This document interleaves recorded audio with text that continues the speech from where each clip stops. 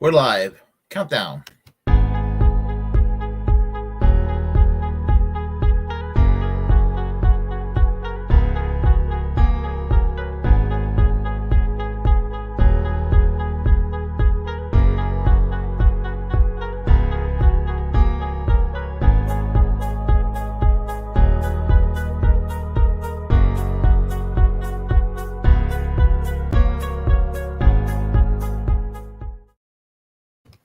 Hello, I'm Willie Bragg. Welcome to another edition of the Willie Bragg Show, where I discuss politics.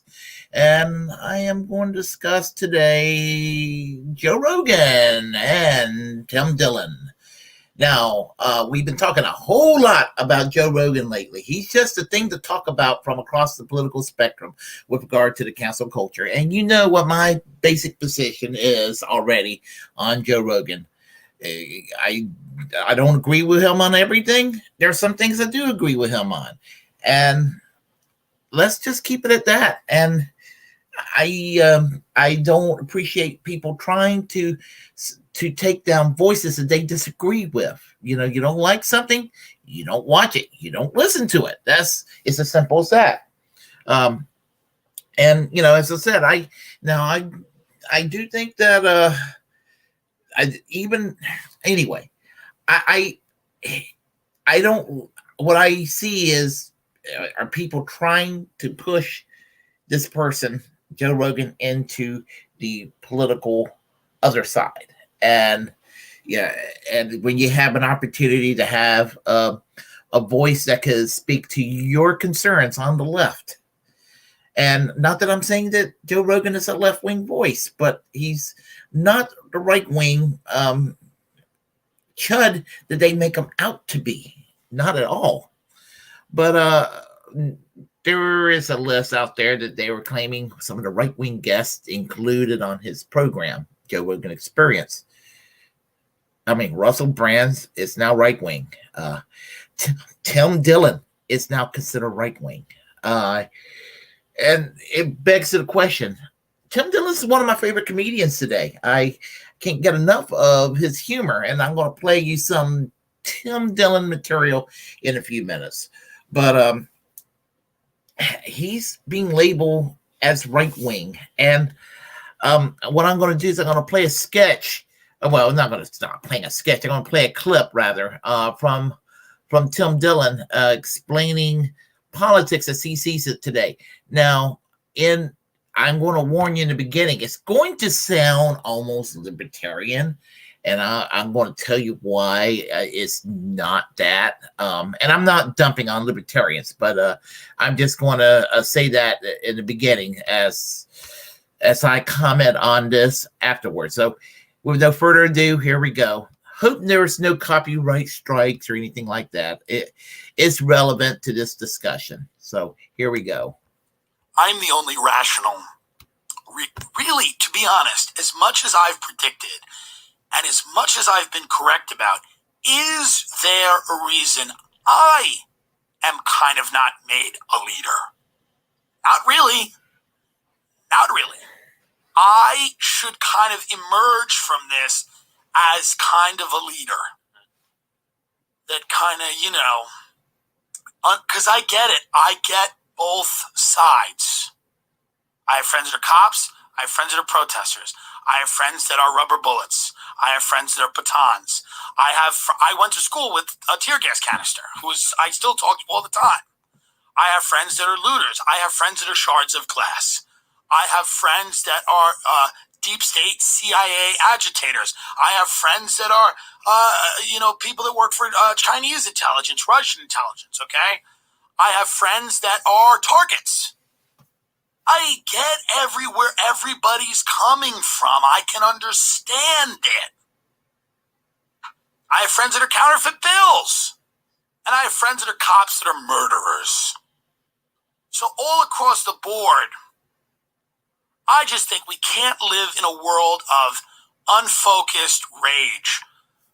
Cops need to be taken down several pegs, but I don't see how smashing up a small business owned by somebody who worked hard and has never done anything Like everyone's like, well, the cops just protect property.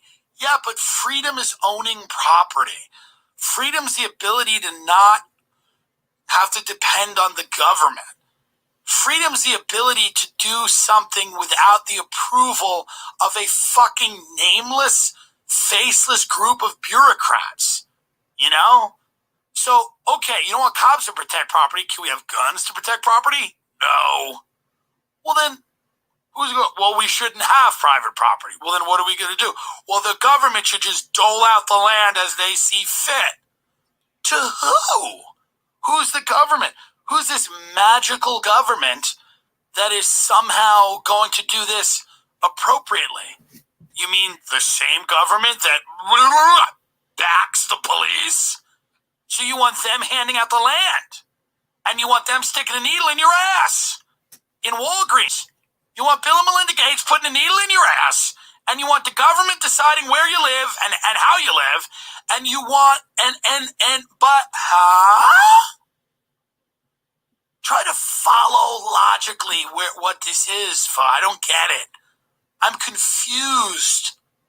And don't I don't read any of the comments, but like, while you're typing a 7-paragraph response to me right now about why private property is just a tool of white supremacy, realize no one's reading it.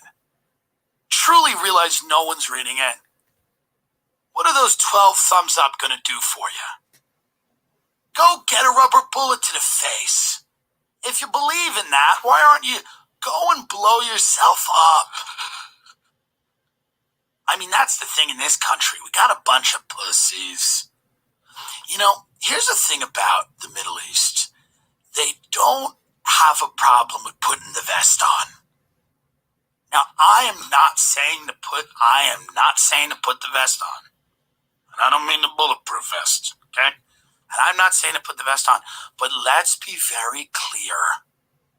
Let's be very clear about there's a difference. Ain't nobody in Antifa's got the vest on. You know what I mean? Ain't nobody in Antifa's got the vest on. I'm not saying to go out there and wear a suicide vest. You know, my sponsors would probably be angry.